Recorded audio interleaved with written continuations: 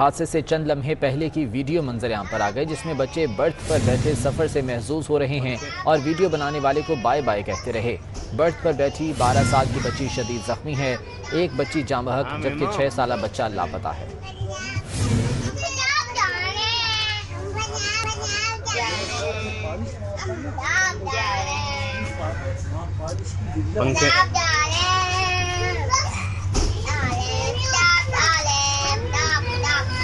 हाँ मेमो,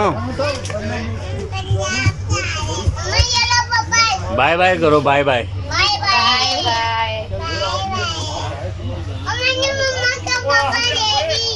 अच्छा मैंने रख दिए